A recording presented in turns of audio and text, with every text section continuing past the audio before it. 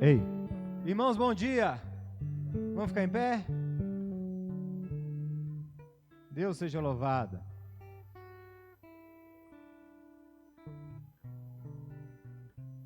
O Senhor é bom. A paz do Senhor, meus irmãos. Vamos agradecer ao Senhor. Feche seus olhos, vamos abrir essa reunião. Pai, nós bendizemos o Seu nome, te engrandecemos na beleza da Tua santidade. Toda a honra, toda a glória e todo louvor seja dado ao Senhor e somente ao Senhor. O Senhor é digno, Senhor, de ser adorado, digno de ser magnificado, digno de toda adoração ao Senhor. Nós, como povo do Senhor, como ovelhas do Seu rebanho, nós estamos aqui nessa hora, Senhor, para Te engrandecer, para Te agradecer, pelo privilégio que nós temos de celebrar a Ti, o único e verdadeiro Deus, que morreu, sim, morreu, mas que a morte não conseguiu resistir e ressuscitou ao terceiro dia. Obrigado, Jesus. Obrigado porque agora a gente vai cantar e o maior beneficiado não é o Senhor. O beneficiado por cantarmos a Ti somos nós, porque somos recarregados da Sua presença. Nos fortalece essa manhã, nos enche de paz, de alegria, de amor e nos dê, Senhor, liberdade de Te adorar. Senhor, nessa hora nós Te pedimos e nós Te clamamos, fala conosco, Jesus. Fala conosco conforme o Seu querer e a Sua vontade. No nome de Jesus, todos digam amém. Vamos aplaudir a Jesus? Aplauda o Senhor.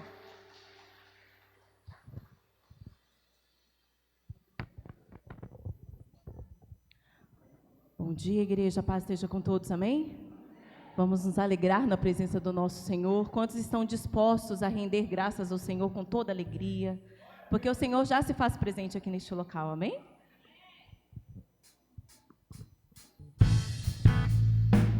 Com alegria.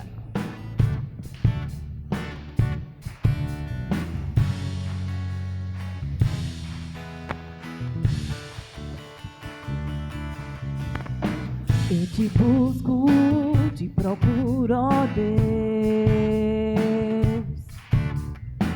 No silêncio Tu estás. Eu te busco, toda hora espero em Ti. Revela-te a mim. Conhecer-te eu quero mais. Senhor, te quero ouvir tua voz. Senhor, te quero mais. Quero tocar-te, tua paz eu quero ver. Senhor, te quero mais. Prosseguindo para o alvo eu vou, a coroa conquistar. Vamos lutando, vou lutando, nada pode me impedir. Eu vou te seguir, conhecer-te eu quero mais. Senhor, te quero ouvir tua voz. Senhor, te quero mais. Quero tocar-te, tua paz eu quero ver. Senhor, te quero mais. Vamos nos alegrar porque o nosso Deus, Ele merece toda a adoração. E nós te queremos, ó Pai.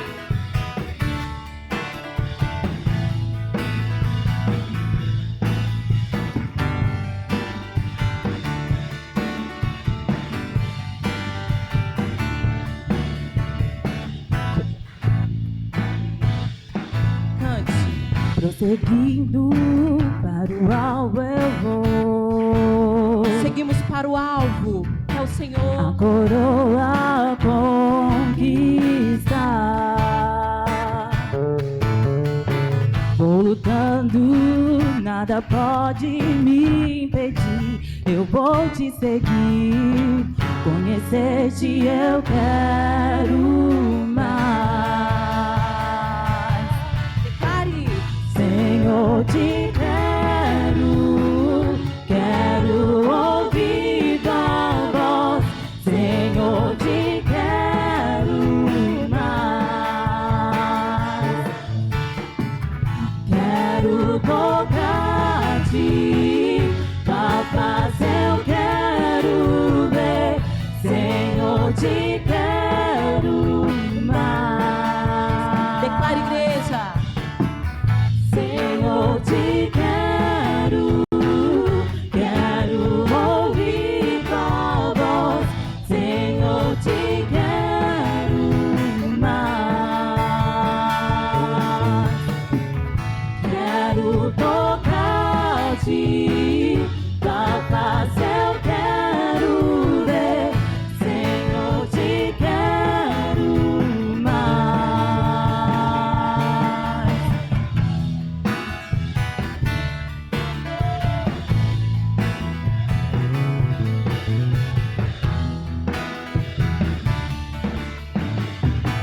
Glória a Deus, aleluia. O nosso Senhor já se faz presente neste lugar.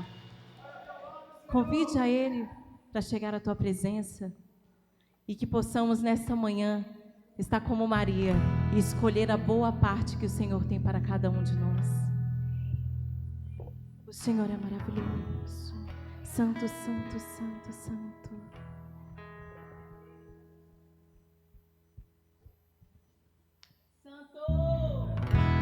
Precioso Jesus, aos teus pés aqui estou. O que eu poderia te oferecer por tudo que tu és? Tudo que tenho eu derramo aos teus pés. Não importa o quanto custou, Jesus, teu valor é maior. Eu encontrei o meu tesouro. Eu encontrei o bem mais precioso. Eu encontrei o meu tesouro. Eu encontrei o bem mais precioso.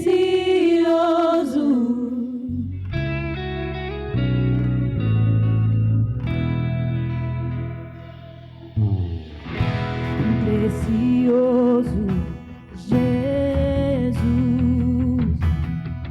eu amo o som da tua voz.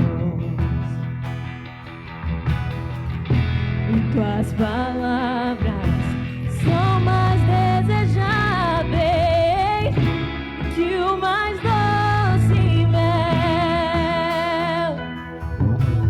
Tudo que tenho eu derramo aos teus pés. Não me importa o quanto custou, Jesus, teu valor é maior. Jesus, teu valor é maior. Declare: eu encontrei o meu tesouro.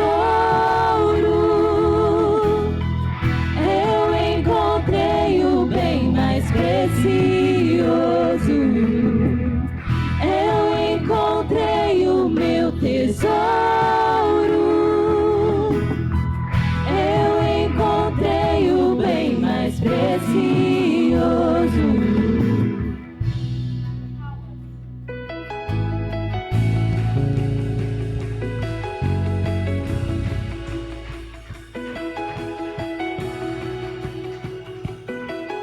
Declara agora, como Maria.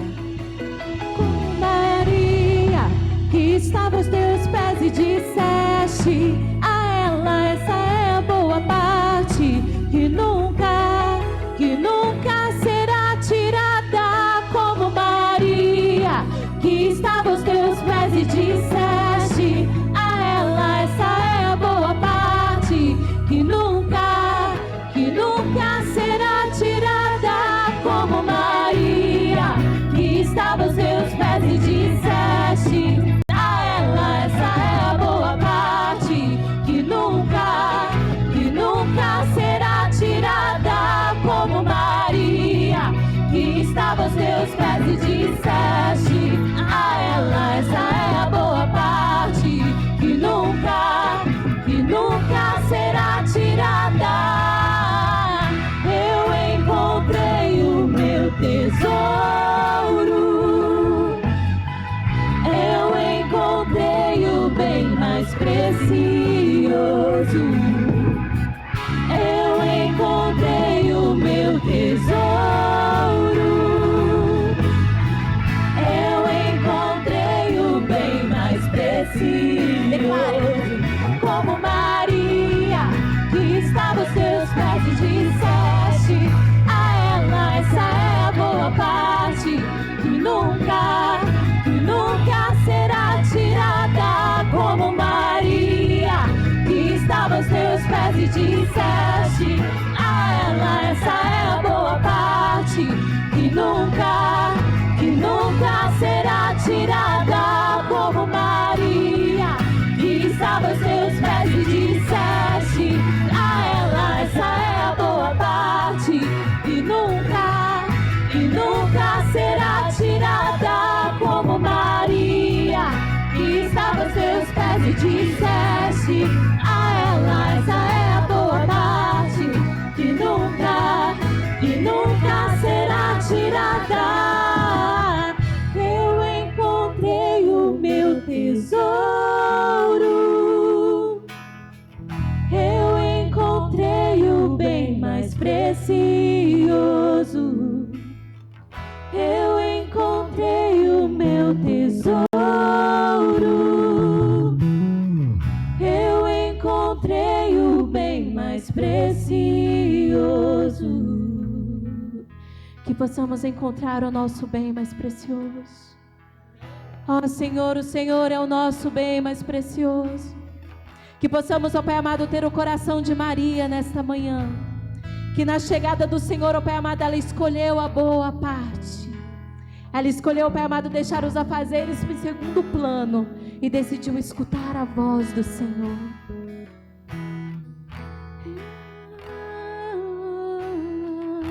Declara, igreja, eu encontrei o meu tesouro,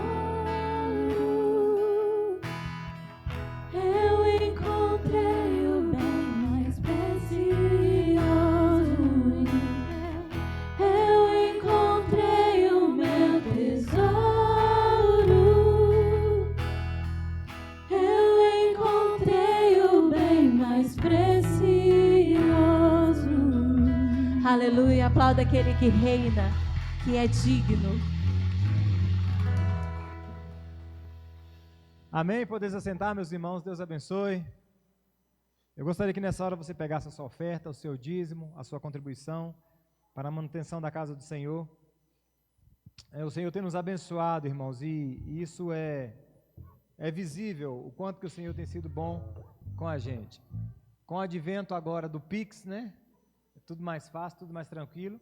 O Diego sempre fala isso aqui e é verdade. Não perca o hábito de escrever aí e de colocar e vir à frente. Porque muitas vezes, irmãos, isso diz sobre a nossa liturgia, a nossa forma de cultuar ao Senhor, que é de ir diante do altar e entregar a nossa oferta e a nossa contribuição. Vocês que já pegaram, que estão aí com seus envelopes, coloca assim no seu coração. Coloca assim no seu coração. Jesus, nós te agradecemos, está aqui a nossa oferta, está aqui o nosso dízimo, está aqui a nossa contribuição. Obrigado, Jesus. Obrigado porque a gente tem e a gente está aprendendo a ser fiel como o Senhor é, Deus. Que no nosso coração não tenha medo do futuro, a respeito dos dinheiros e dos bens materiais, mas que nós venhamos ter segurança no Senhor e somente no Senhor. Nós oramos e te agradecemos por esse irmão que é fiel, por essa irmã que é fiel, Senhor. Por esse irmão que contribui na sua casa generosamente. Muito obrigado, Jesus. Que o Senhor possa abençoar ele e abençoar ela muitas vezes, no nome de Jesus. Amém. Você pode sair do seu lugar, vir aqui à frente. Colocar o seu dízimo, sua oferta. Deus te abençoe. Meu irmão, minha irmã. Jesus que te abençoe. Sempre. Deus te abençoe. Deus te abençoe, Liz. Amém. Deus te abençoe, Deus te abençoe. As nossas crianças, eu quero liberar as nossas crianças ali para as salas. As crianças podem ir para as salas, pode ir para as salas. Os adolescentes para as salas. Deus abençoe os adolescentes. Os novinhos, tudo fica aqui. Quem é novinho aí, diga glória a Deus. Oh, gente, aí ó, pela fé. Vamos para a palavra do Senhor, pastor Diego. Vamos aplaudir Jesus pela vida do pastor Diego, gente. Oh, glória. Paz do Senhor, irmãos. Tudo bem com vocês? Do jóia. Enquanto eu organizo aqui, abra sua Bíblia aí em 1 Coríntios, capítulo 1. Capítulo 1. Ia ser versículos 1 a 9, mas vai ter que ser versículos 1 a 3.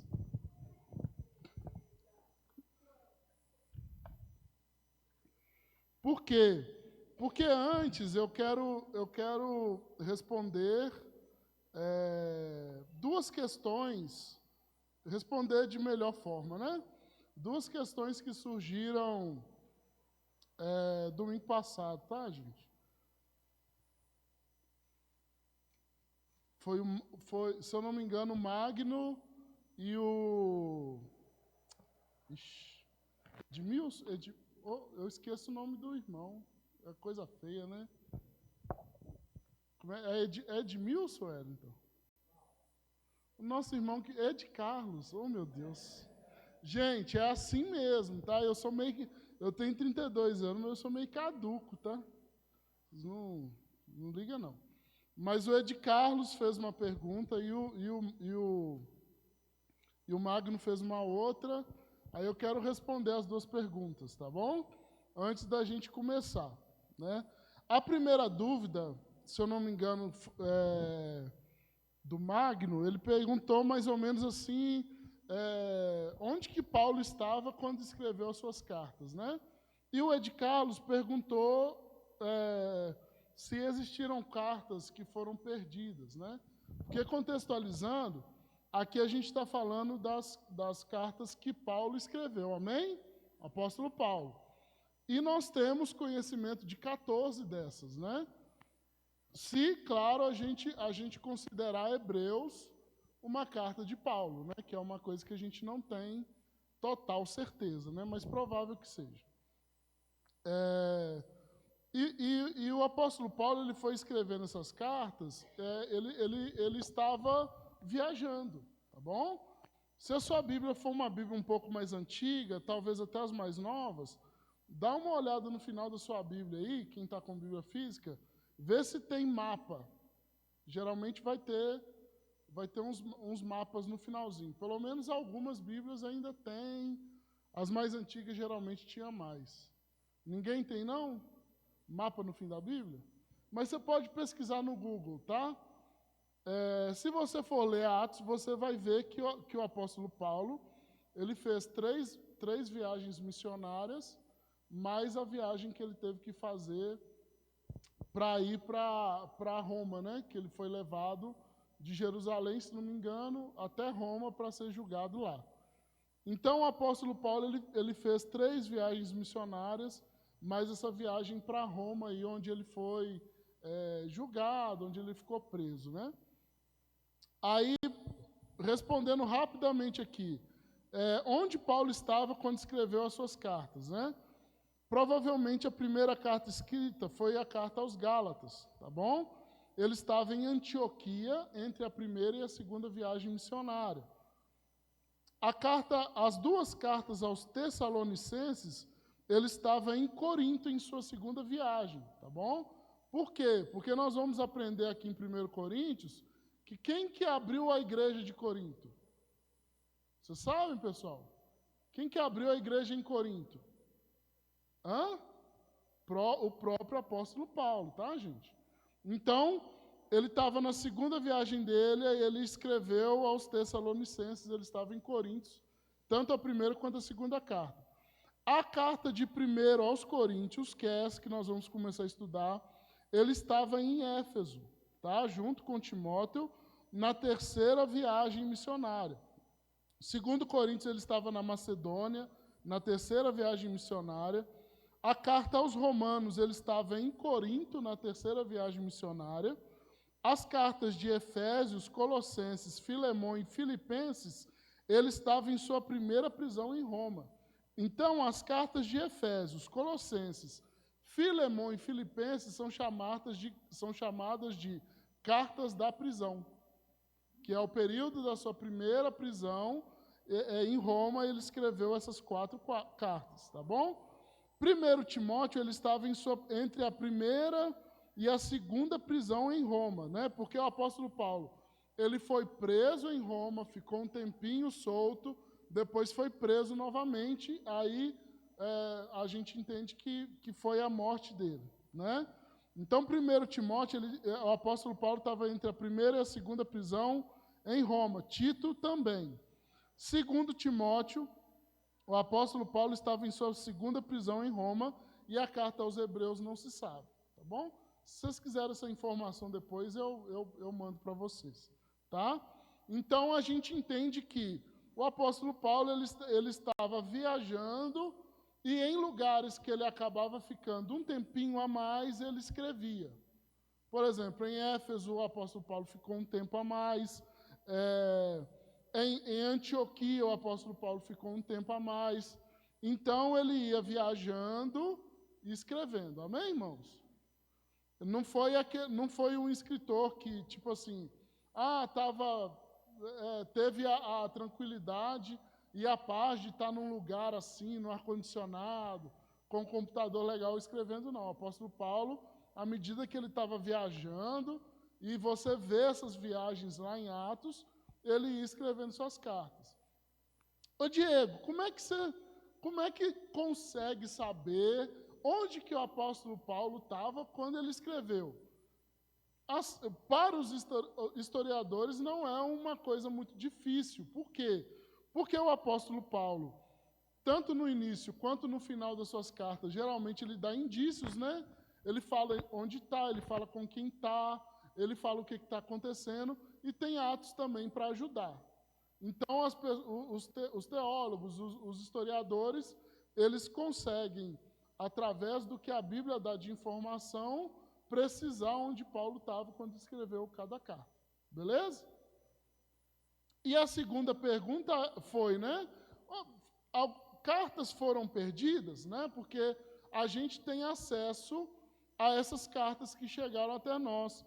Mas a resposta dessa pergunta é sim, né? Algumas cartas elas foram perdidas.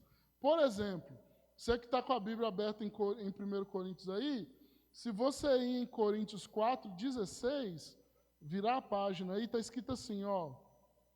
É 4:16 ou eu peguei? Posso ter pegado a referência errada.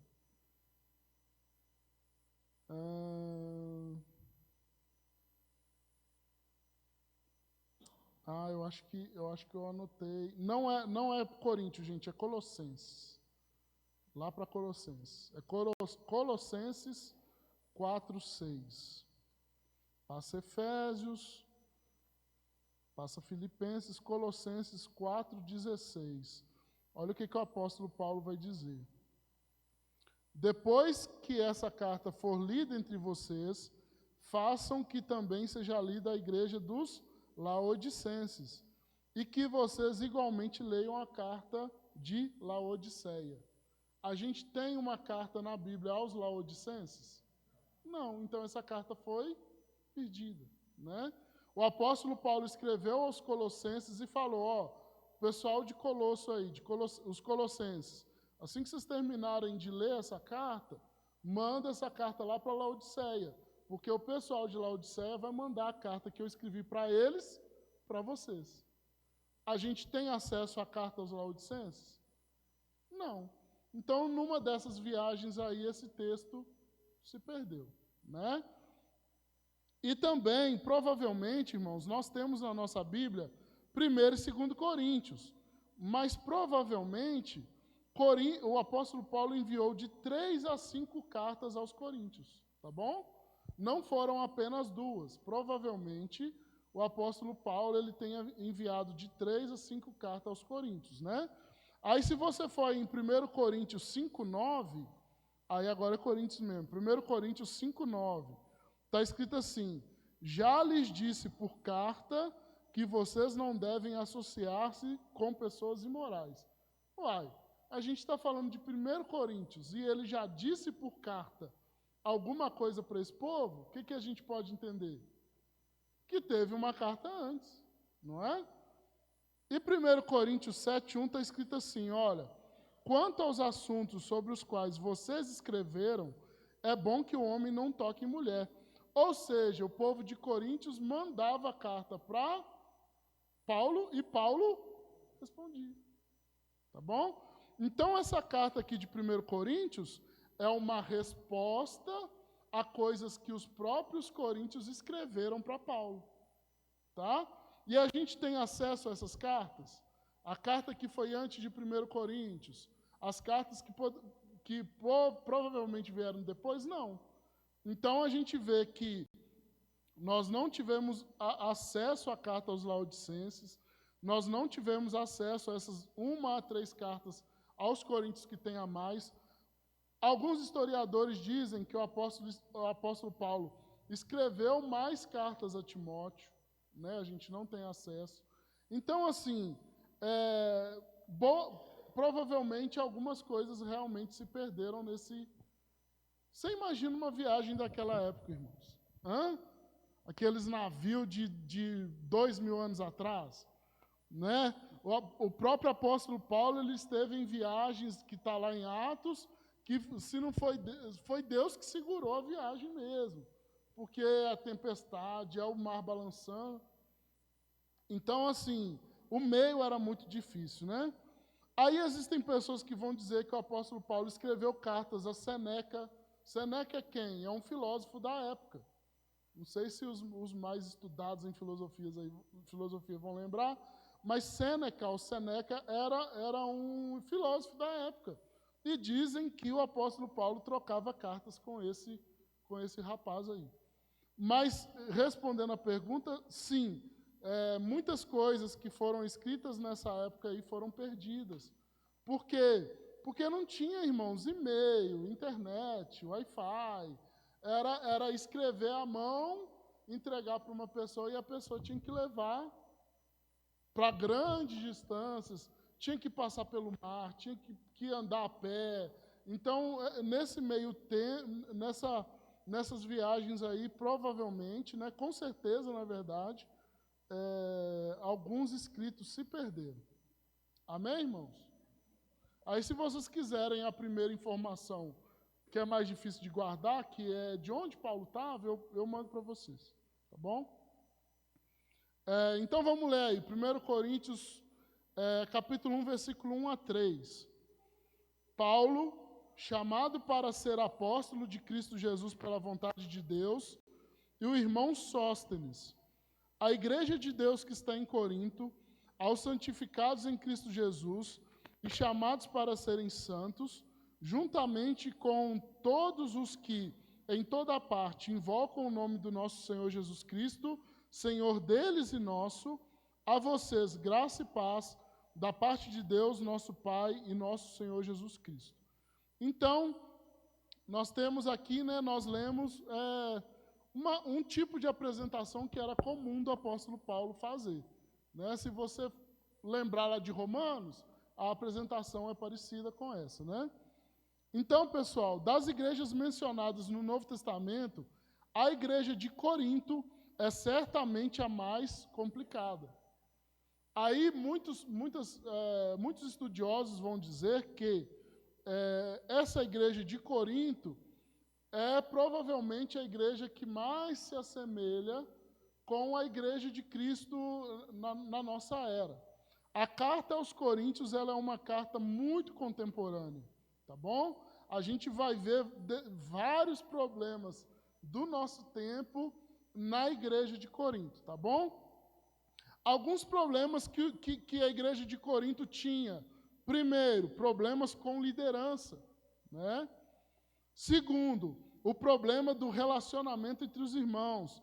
Terceiro, o problema da espiritualidade verdadeira, né? Porque a cidade é uma cidade muito atribulada espiritualmente falando. E quarto, problemas com o culto. Como é que deve ser o culto? O que a gente tem que fazer?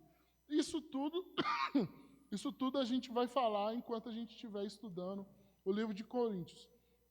Essa igreja complicada foi aberta por Paulo, tá bom? Essa igreja, e já é uma coisa interessante a gente pensar, né? O apóstolo, o principal apóstolo da época, o cristão mais conhecido e famoso daquele momento ali, ele abriu a igreja mais complicada. Talvez a gente pensasse assim, mas já que foi o apóstolo Paulo que abriu, essa igreja vai ter a teologia perfeita. Vai funcionar tudo maravilhoso nesse lugar. E a gente vai ver desde o início, irmãos, essa carta aos Coríntios é uma resposta a uma carta que ele recebeu cheia de problemas. Cheia de problemas. E aí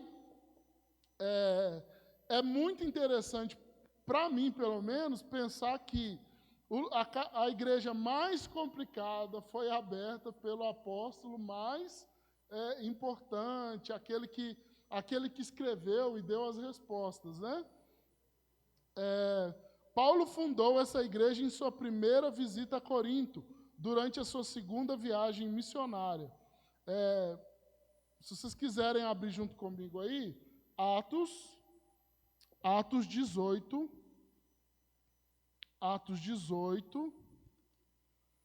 versículos 1 a 18. Atos 18, está escrito assim: depois disso, Paulo saiu de Atenas e foi para Corinto. Ali encontrou um judeu chamado Áquila, natural do Ponto, que havia chegado recentemente da Itália com sua esposa Priscila, sua mulher, pois Cláudio havia ordenado que todos os judeus saíssem de Roma. Paulo foi vê-los e, uma vez que tinham a mesma profissão, qual que era a profissão de Paulo, irmãos? Paulo tinha profissão, qual que era? Vocês lembram? Ele fazia tendas, gente. Fazia tendas. Versículo 3. E uma vez que tinha a mesma profissão, ficou morando e trabalhando com eles, pois fabricavam tendas. Todos os sábados ele debatia na sinagoga e convencia judeus e gregos. Depois que Silas e Timóteo chegaram da Macedônia, Paulo se dedicou exclusivamente à pregação, testemunhando aos judeus que Jesus era o Cristo. Opondo-se eles e lançando maldições, Paulo sacudiu a roupa e disse: caia sobre a cabeça de vocês o seu próprio sangue. Estou livre da minha responsabilidade. De agora em diante eu irei aos gentios. Então, Paulo ele chegou na igreja de Corinto, ele estava na sua segunda viagem missionária. Aí, quando ele chega a Corinto, ele encontra com esses irmãos, e Timóteo e Silas se encontram com eles começam a pregar onde? Nós lemos aí, na sinagoga. Ou seja, Paulo chegou em Corinto e começou a pregar para os judeus. Os judeus não gostaram da pregação, então Paulo faz o quê? Ele faz aquilo que Jesus mandou fazer. Lembra que Jesus falou, olha, quando você chegar numa casa e não for recebido, o que você tem que fazer? Você bate o pé, por quê? Porque você não é mais responsável por aquelas almas ali, por aquele sangue. E vai embora. Aí ele fala, olha, já que vocês judeus não me aceitaram, não aceitaram a pregação, eu tô batendo o pé aqui, vocês não são responsabilidade minha mais, e agora eu vou para os gentios. 7. Então Paulo saiu da sinagoga e foi para a casa de Tício Justo, que era temente a Deus e morava ao lado da sinagoga. Crispo, chefe da sinagoga, creu no Senhor, ele e toda a sua casa. E os coríntios que o ouviam, muitos criam e eram batizados. Então, o que acontecia? Paulo chegou, não foi bem aceito, mas à medida que a palavra foi sendo pregada, as pessoas foram convertendo, e aquilo ali foi virando um grupo de pessoas, né? Junto com Paulo. Versículo 9. Certa noite o Senhor falou a Paulo em visão: não tenha medo, continue falando e não fique calado, pois estou com você e ninguém vai lhe fazer mal ou feri-lo, porque tem muita gente nessa cidade. Assim, Paulo ficou ali durante 1 ano e meio, ensinando-lhes a palavra de Deus. Amém, irmãos? Não vou ler o resto, não. Mas essa daqui, o texto que a gente leu é sobre o quê? É sobre a abertura da igreja de Corinto. Como que a igreja de Corinto foi aberta, né? Em sua terceira viagem, quando estava em Éfeso, recebeu más informações da igreja. Então, o apóstolo Paulo, ele chega a Corinto, ele começa a falar para os judeus não aceitam, ele vai para os gentios, a igreja vai crescendo, e ele ficou 1 ano e meio naquele lugar ali, pregando o evangelho, e a igreja foi sendo acrescentada. Um tempo depois, quando ele já estava em Éfeso, na sua terceira viagem, ele recebe más informações da igreja. 1 Coríntios 1:11 está escrito assim: meus irmãos, fui informado por alguns da casa de Cloe de que há divisão entre vocês. E também no capítulo 16, versículo 17, lá no finalzinho. 16, 17. Alegrei-me com a vinda de Estéfanas, Fortunato e Acaio, porque eles supriram o que estava faltando da parte de vocês. O que aconteceu aqui, então, né? O apóstolo Paulo está na terceira viagem em Éfeso, ele já tinha passado por Corinto, ele já estava... Em Corinto ele abriu na segunda viagem, ele estava em Éfeso na terceira, então já tinha passado um tempo em relação ao dia que ele abriu a igreja em Corinto, amém, irmãos? Tinha passado um tempo. Aí ele recebe de uma pessoa chamada Cloe uma carta, algumas informações dizendo que a igreja estava passando por problemas. E no final de 1 Coríntios, a gente vê que o apóstolo Paulo recebeu 3 irmãos de Corinto lá em Éfeso. Tá, gente? E esses irmãos, com certeza, falaram para ele qual que era a situação da igreja. Tá bom, irmãos? Então, com essas preocupações, o apóstolo, sabendo de todos os problemas de Corinto, o apóstolo Paulo, ele escreve essa carta. Amém, irmãos? Então, através da leitura, é possível deduzir quais perguntas ele recebeu. Por quê? Nós temos aqui, irmãos, a carta que o apóstolo Paulo recebeu? Não. Nós temos o quê? A resposta da carta. Então, pelas respostas, a gente consegue deduzir quais eram os problemas, né? Já que a gente não tem a carta com os problemas, mas a gente tem as respostas. Então, pelo que ele está respondendo, a gente sabe o que está acontecendo ali. Tá bom? Alguns problemas da igreja de Corinto, né? Repetindo aqui. Primeiro, existia em Corinto uma divisão em 4 partidos. A igreja estava dividida em 4 partidos. Né? Tinha extrema-direita, a esquerda, a extrema-esquerda. Tinha 4 partidos lá. Tinha algumas pessoas que falavam que eram de Paulo, provavelmente porque eram pessoas que estavam na igreja quando Paulo abriu a igreja, amém? Tinham as pessoas que falavam que eram de Apolo, que era um pregador eloquente da época, Provavelmente, quando Paulo foi embora, Apolo o substituiu. Tinha as pessoas que falavam que era de Pedro, porque mesmo que Pedro não tenha sido pastor dessa igreja, o apóstolo Pedro, ele era um pregador influente nessa época também. Tinha devotos, E tinham as pessoas que eram do grupo de Cristo. Tinha gente que falava assim, eu não sou de nenhum desses três, eu sou de Jesus. Não tem aquelas pessoas que falam que recebem a comunicação de Deus diretamente, que nem precisa de igreja, nem de pastor, porque ela já tem um relacionamento. Então, naquela igreja já tinha essas pessoas também. Então, primeiro problema de Corinto, existia divisão partidária dentro da igreja. Uns falavam que era de Paulo, outros falavam que era de Apolo, outros falavam que eram de Pedro e outros falavam que eram de Cristo. Não, Jesus fala direto com a gente.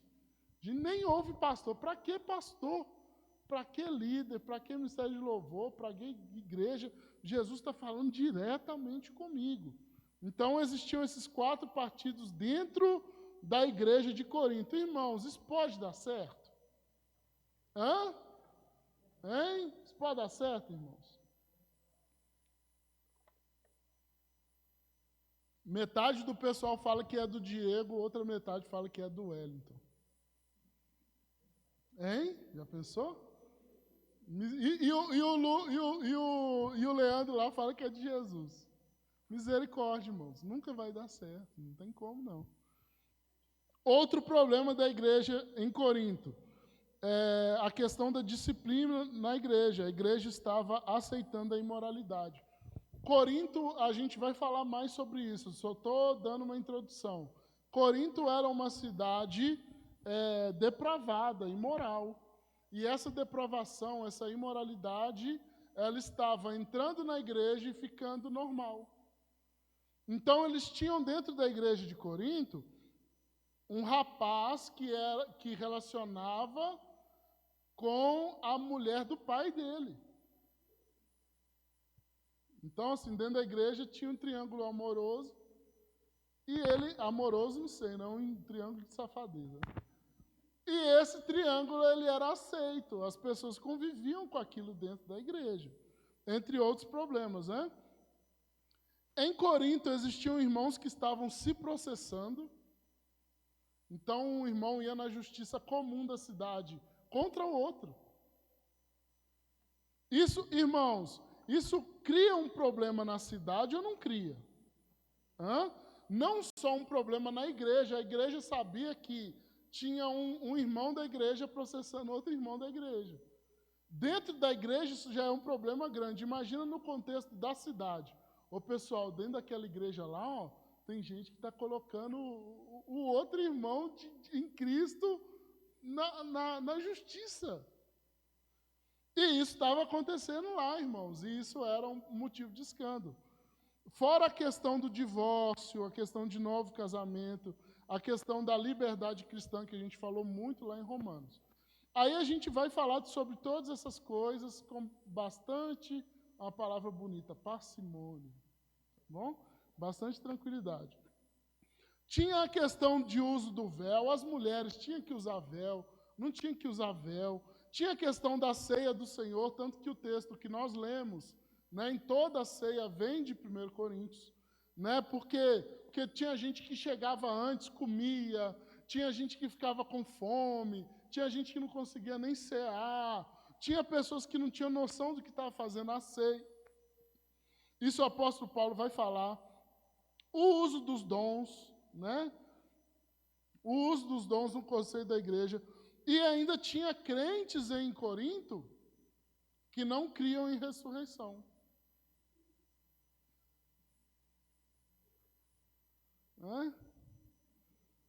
Sendo que a base da fé cristã, do conhecimento cristão, é a ressurreição, o poder de Deus. Porque morrer, irmãos, todos vão morrer, Jesus morreu, mas o trunfo de Cristo está em ressuscitar. A ressurreição que nos dá legitimidade. E aquelas pessoas lá estavam aqui, alguns dos crentes tinham um outro partido de pessoas que não criam em ressurreição. Diga, Leandro.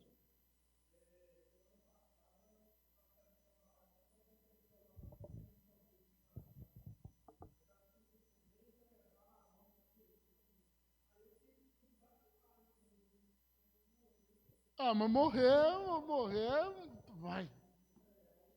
O legal mesmo, irmãos, é ressuscitar. Morrer é a coisa mais comum que existe, é morrer. Se morre de tudo quanto é jeito, né? Jesus morreu crucificado, outros morreram degolados, teve gente que morreu em cruz invertida. Agora, o doido é ressuscitar, irmãos. E ficar vivo, porque Lázaro foi ressuscitado. Aquela menina lá, Talita Cumi, lá, né, foi ressuscitado. Agora, Lázaro, ele está vivo agora, hoje? Não, ele morreu, ele foi ressuscitado, mas depois morreu, né? E isso, então assim,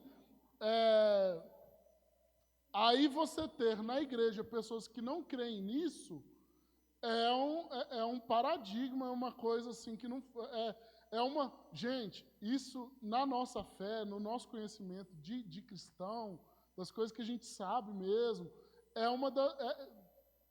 a coisa mais importante. É o que justifica todo o resto, tá bom? A nossa fé, ela está nisso, de que Cristo morreu, mas ressuscitou. Foi dado a ele todo o poder e hoje ele está onde? À direita de Deus.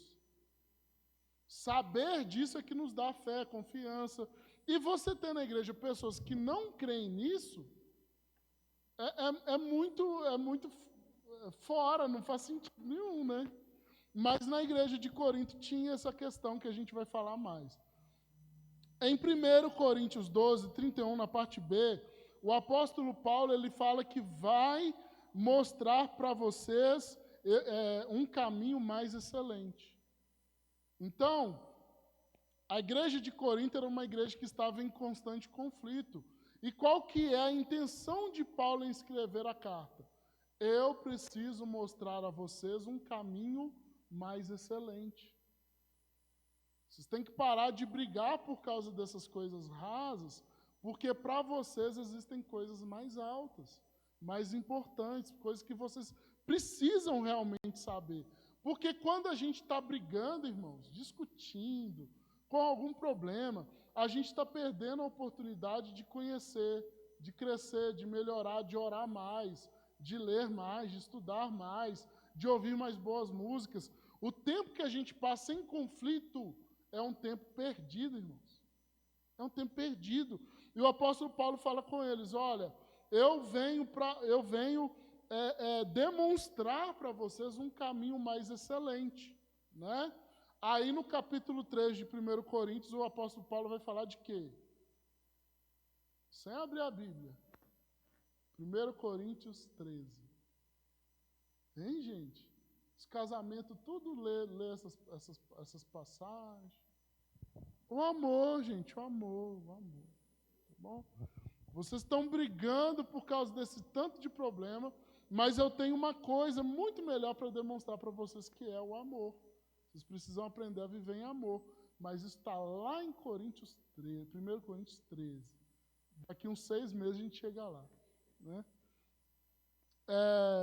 Então, beleza. Alguma dúvida, irmão, sobre essas coisas que eu falei? Tá bom? Aí agora eu vou falar com essas meia hora, 20 minutos, meia hora que falta, sobre os 3 versículos primeiros aí que nós lemos. No versículo 1 vai dizer então, né, 1 Coríntios 1, Paulo, chamado para ser apóstolo de Cristo Jesus, pela vontade de Deus, e o irmão Sóstenes. Irmãos, Paulo abriu a igreja de Corinto. Né? Não é isso? Ele abriu a igreja. Por que ele está se apresentando?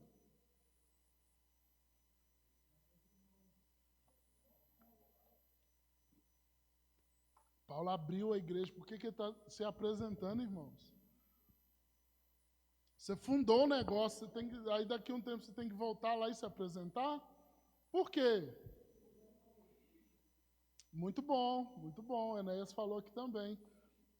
Uma igreja é um lugar interessante. Por quê? Porque a igreja geralmente vai ter rotação de pessoas. Sempre foi assim, irmãos. Sempre foi assim. Isso não é uma realidade da igreja brasileira, isso não é uma realidade da Moriá. Normal e comum é que na igreja sempre haja rotação de pessoas. Pessoas vão embora, pessoas se convertem e chegam. Então, o apóstolo Paulo, sim, ele precisava se apresentar. Por quê? Porque a igreja que ele deixou e a igreja que ele estava chegando agora com uma carta não era mais exatamente o mesmo lugar. Tanto que, como nós falamos, essa igreja ela mudou tanto que ela se repartiu em 4. Tinha gente que ainda estava sob a doutrina de Paulo, tinha pessoas que tinham ido para o lado de Apolo, tinha pessoas que tinham ido para o lado de Pedro, tinha pessoas que se denominavam grupo de Cristo, ou seja, o tempo passou e a igreja foi mudando, foi modificando, chegaram novas pessoas, as pessoas que estavam lá antes, provavelmente algumas tinham ido embora. Por exemplo, a Moriá. Moriá vai fazer 15 anos. Irmãos, eu estou na igreja desde que ela tem 2 meses. Talvez aqui na minha frente, daquela época esteja a Adriana, né? A Regina. Vocês terem noção, o pastor Wellington chegou depois de mim. Talvez, eu acho que eu lembro do Roberto daquela época. Patrícia não, Patrícia depois. O Thales também um pouco depois, né? Do início da igreja mesmo. Olha só. De 2009 aqui agora, eu, Adriana, Regina e o Roberto. Nós estamos em 30 e poucas pessoas aqui, 40, 4 são do início da igreja. Então, uma coisa que eu fiz em relação aos primeiros passos. A primeira aula dos primeiros passos é história da Igreja Moriá e no que a Igreja Moriá crê. Por quê? Porque quem chegou nos últimos anos, quem converteu, não sabe, irmãos, como é que era 15 anos atrás. 15 anos atrás, por exemplo, se eu fosse dar uma aula aqui, como que eu tinha que estar vestido, Adriana?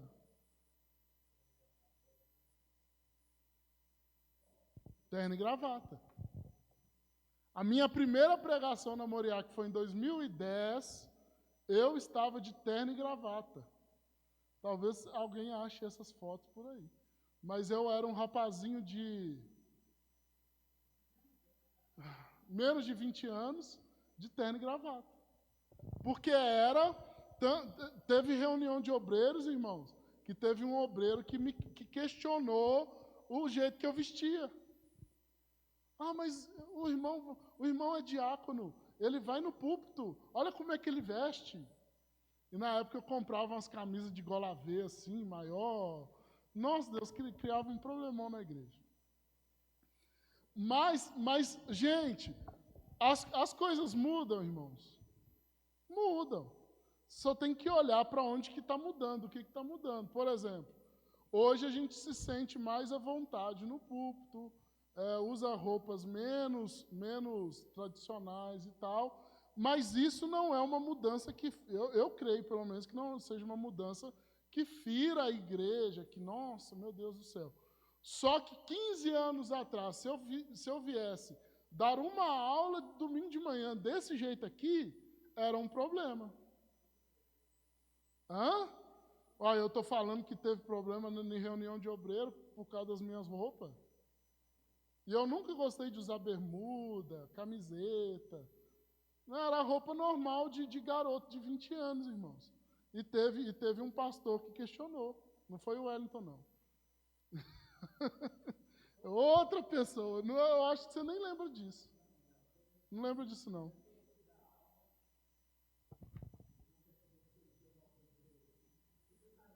Tinha o quê?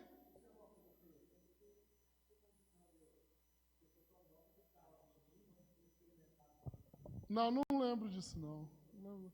Mas eu lembro que a gente tinha problemas em relação a isso, né? Porque a igreja, no início, ela formou uma liderança de pessoas experientes. E no meio daquilo estava eu,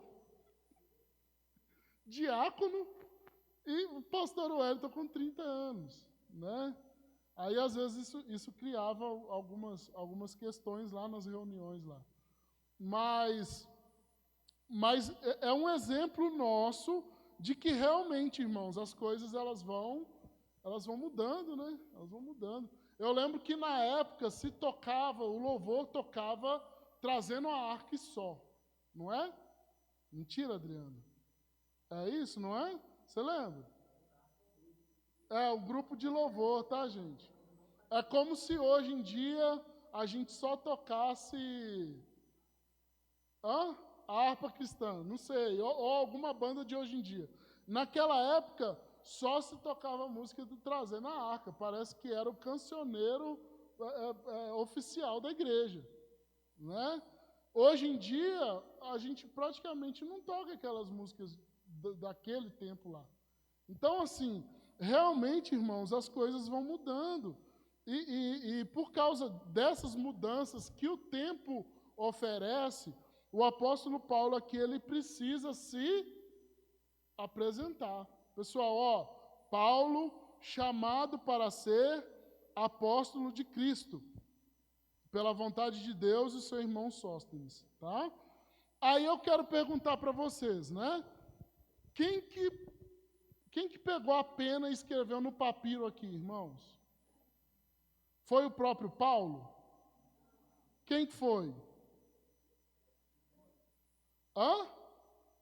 Quem que escreveu? O Romanos foi Tércio. Agora, quem que estava escrevendo? Sóstenes. Tá bom? Então, é mais uma carta que o apóstolo Paulo dita e alguém vai escrevendo. Então, o apóstolo Paulo fala, olha, o irmão Sóstenes está comigo. Por quê? Porque o apóstolo Paulo está ditando e o Sóstenes está escrevendo. Aí, lá em 1 Coríntios 16, versículo 21, o apóstolo Paulo escreve assim, eu, Paulo, escrevi essa saudação de próprio punho.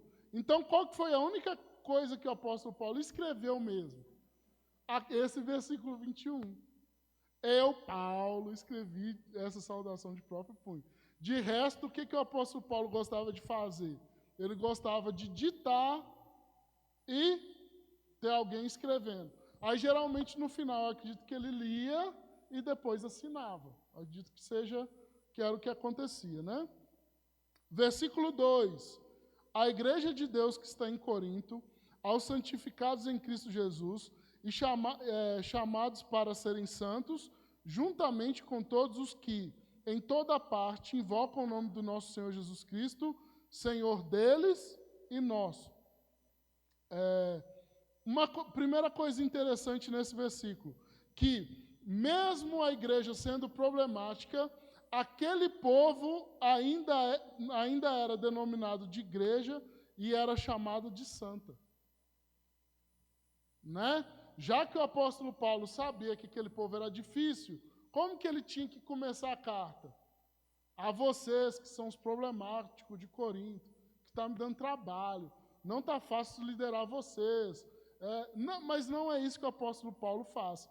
Mesmo sabendo a característica daquela igreja, ele diz, olha, vocês foram santificados em Cristo e foram chamados para serem santos.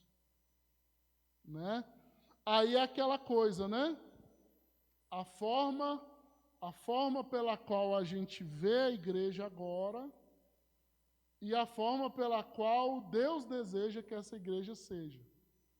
Nós temos aqui um grupo de pessoas problemáticas, mas Paulo, ele traz uma visão na qual eu creio que seja a mesma visão de Deus. Olha, mesmo que vocês sejam esse povo difícil, vocês são santificados em Cristo. Cristo é o Senhor de vocês. Amém? Nós aqui temos os nossos problemas, irmãos? Temos. Não temos? Mas não é por isso que nós deixamos de ser povo de Deus. Não é por isso que nós deixamos de ser pessoas separadas. Talvez nós não estamos vivendo naquele nível lá que Deus queira de nós, mas isso não quer dizer que deixamos de ser aquilo que fomos chamados para ser. Nós temos, irmãos, uma vocação, por mais problemático que sejamos. Nossa vocação é que nós fomos separados por Cristo. Ele nos santificou. Ele pegou um determinado grupo de pessoas e tomou esse grupo para si e disse: esse povo é meu. Amém? Não sei quando, em que momento, a gente já até falou disso, né? Não, em Romanos, eu não sei quando, nem em que momento nós seremos tal qual o Senhor quer que nós sejamos, mas nós temos para onde olhar, irmãos. Amém? Nós temos os nossos problemas aqui, mas precisamos saber que somos santificados em Cristo e chamados para sermos santos. Essa é a nossa vocação. Essa é a nossa vocação. Talvez a gente chegue aqui num culto, num dia comum, tudo quebrado, cheio de problema na cabeça, fazendo um monte de coisa errada. Mas o apóstolo Paulo está dizendo: olha, não importa o que vocês estejam fazendo agora, vocês são povo de Deus. Vocês têm que lembrar disso. Nós precisamos lembrar disso. Não sei qual que é, em geral, a condição da igreja nesse momento, mas eu tenho que saber que em Deus nós somos pessoas separadas. Amém, irmãos? Então, essa igreja separada vai falar de uma igreja verdadeira, genuína, de pessoas que Cristo, o próprio Cristo, escolheu para si. Olha que privilégio, irmãos. Não é privilégio, é privilégio. Olha que privilégio, irmãos. Nós somos pessoas que Cristo escolheu para si. Podemos até estar enredados em várias lutas, em vários problemas, mas precisamos saber que Cristo nos escolheu, nos separou para Ele. Corinto, irmãos, era uma parte local da igreja de Deus. A Moriá é uma parte local da igreja de Deus. Tanto que ele diz assim, olha, invocam o nome do nosso Senhor Jesus Cristo, Senhor deles e nosso. Porque talvez uma igreja vai se colocar melhor do que a outra. Acontece isso? Não, aqui é mais organizado, lá naquele lugar lá tem mais problema, lá naquele lugar lá. Tem esse tipo de conversa? Mas precisamos entender que em todo lugar onde o nome de Cristo Jesus, o nome do nosso Senhor é invocado, nós precisamos entender que Cristo é Senhor deles e nosso. Se naquele lugar Cristo é invocado, se aquelas pessoas creem que Cristo ali é Senhor e Salvador, precisamos entender que a parede sendo preta, a parede sendo branca, o pessoal sendo pentecostal, tradicional, esse tanto de coisa, de diferença que às vezes tem, nós precisamos entender que se Cristo é invocado naquele lugar, Ele é Senhor tanto deles quanto nosso. Tá? Essa barreira de placa que muitas vezes existe, de denominação, é um problema muito grande e ele pode ser resolvido facilmente. Talvez a gente é convidado, às vezes, para pregar e para cantar em outras igrejas. O que eu preciso saber daquela igreja? Cristo ali é invocado como Senhor? Existem outras coisas naquela igreja ali que tomam um lugar de Cristo? Se existe, está errado. Agora, se eu sei que aquela igreja é uma igreja onde Cristo é invocado como Senhor, eles creem em Jesus, eles fazem as coisas. Porque, irmãos, existem algumas coisas que são básicas para todo crente, sendo ele pentecostal ou não, né? Tem coisa que todo mundo tem que crer. Às vezes um comportamento vai ser diferente, mas tem coisas centrais na nossa fé cristã que todo crente tem que ter, não importa onde ele esteja. Se aquele lugar ali, se aquela Assembleia de Deus ali tem a mesma fé em Cristo como Senhor e invoca o nome dele, então quer dizer que esse Cristo ele é tanto deles quanto nosso aqui também. Tá bom? Amém, irmãos? E ele está falando isso, ele está falando, olha, juntamente com todos os que em toda parte invocam o nome do Senhor Jesus Cristo, Senhor deles e nosso. Olha que interessante que o apóstolo Paulo, ele já tinha noção aqui de que existe uma igreja universal. Não a igreja universal da Edir Macedo, mas que existe uma igreja universal no sentido que em todos os lugares podem existir pessoas que invocam o nome do Senhor, e nós somos um com essas pessoas. Eu não sei até onde o nome de Jesus chegou. Como eu estava falando com vocês, eu acho que semana passada, quando os portugueses, os cristãos, em 1400 e pouco, chegaram na Etiópia, eles descobriam que já tinha crente na Etiópia. Mas por quê? Porque lá perto ali de Pentecostes, lá naquela época, pessoas saíram de Jerusalém e foram para a Etiópia e começaram a pregar Jesus lá. Esses irmãos da Etiópia, irmãos, os irmãos, os crentes árabes, né, são chamados de cristãos cóptas, né? Essas pessoas são nossos irmãos.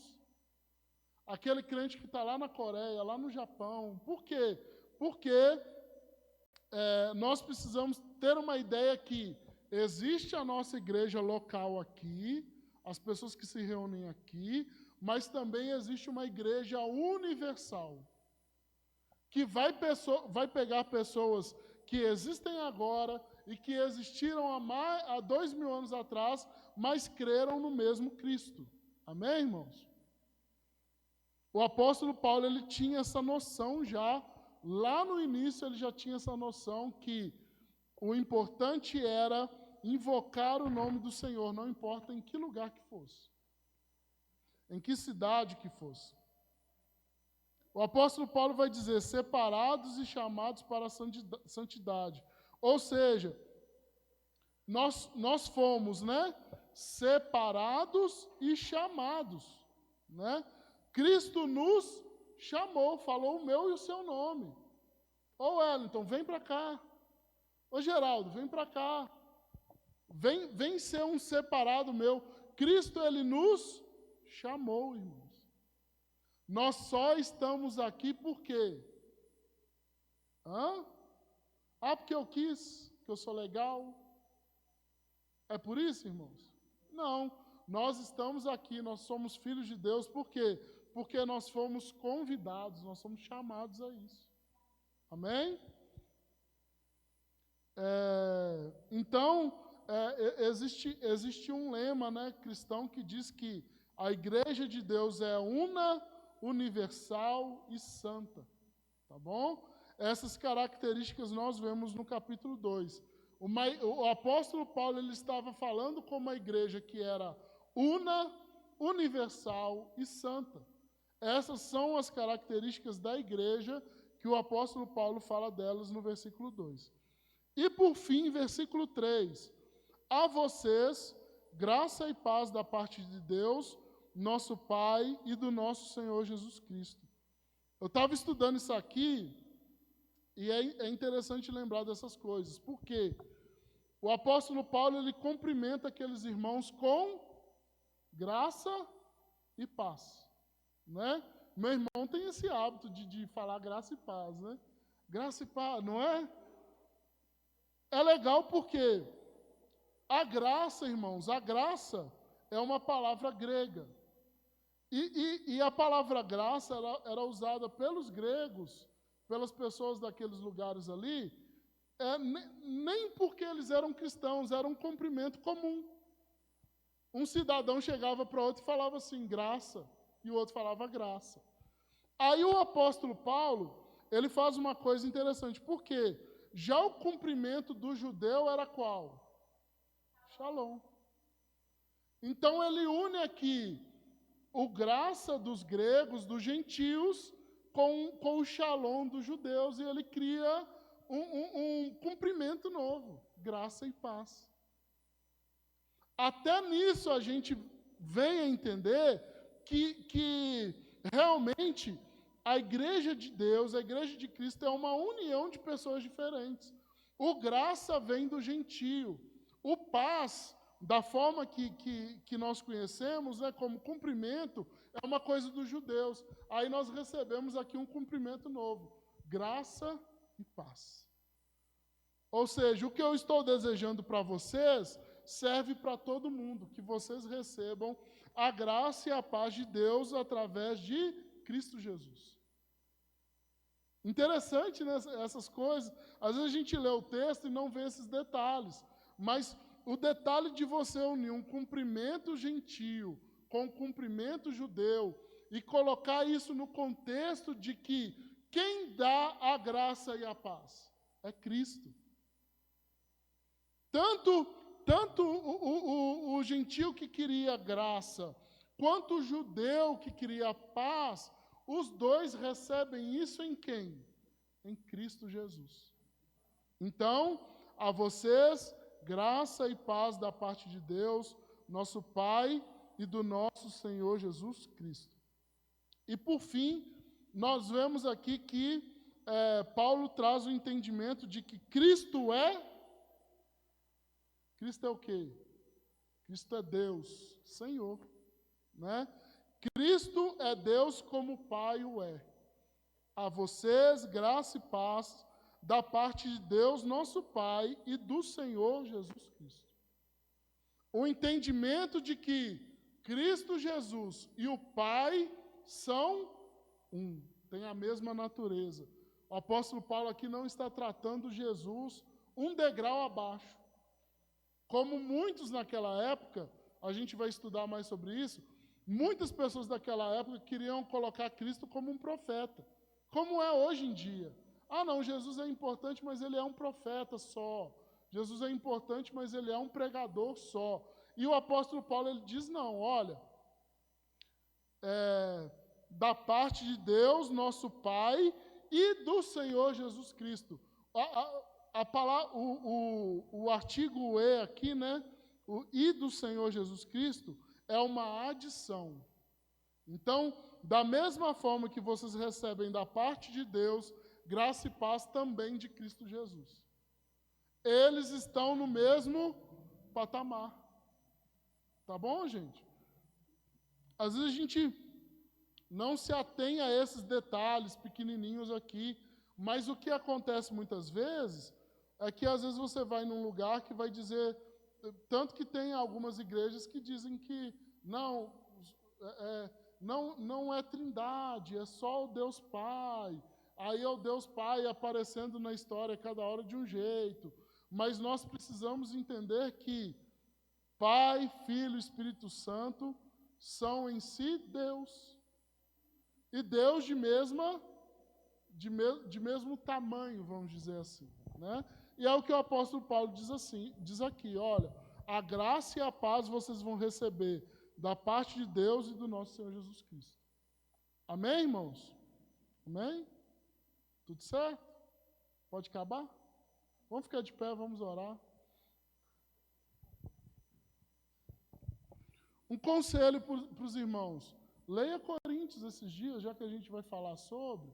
Vai lá, chega em casa, lê o livro de Coríntios, primeiro Coríntios, 2 Coríntios, para que a gente chegue aqui já com um pouco mais de conhecimento de causa, né? Amém? Feche seus olhos. Senhor, meu Deus, meu Pai, muito obrigado, Senhor, por essa manhã. Muito obrigado, Senhor, pelo conhecimento que o Senhor nos permite ter aqui, Senhor. Acabando a pilha? Nós te agradecemos, Deus. Muito obrigado. Nós começamos a fazer menção hoje, Pai, de um novo livro, Pai, de um novo período das coisas que o apóstolo Paulo escreveu e pedimos que o Senhor nos instrua, Deus. Ilumina as nossas mentes para entender, Pai, cada detalhe da sua palavra. Nós vamos estudar aqui, Senhor, com muita calma, porque nós precisamos entender cada minúcia daquilo que o Senhor tem para falar conosco, Pai. Coloca essas palavras em nossa mente, com o entendimento correto, Pai, com a forma certa. Somos gratos porque o Senhor enviou o seu Espírito Santo e Ele está aqui conosco, nos ajudando. Somos gratos a Ti. Leva-nos em paz para os nossos lares, Pai, cada família aqui, que possamos ter, Deus, um almoço abençoado, um tempo em comunhão abençoado, e que o Senhor nos traga, Pai, alegres e prontos, mais uma vez às 19 horas, para louvar e engrandecer o Seu nome. É a oração que eu faço em nome de Jesus. Amém. Estende suas mãos. Que o amor de Deus, nosso Pai, a graça do nosso Senhor Jesus Cristo, as doces consolações do Espírito Santo, esteja sobre cada um de nós, e que a paz de Deus, que excede todo entendimento, guarde a nossa mente e o nosso coração em Cristo Jesus. A vitória de quem? Pelo sangue. Vá em paz, Deus abençoe. Até daqui a pouco.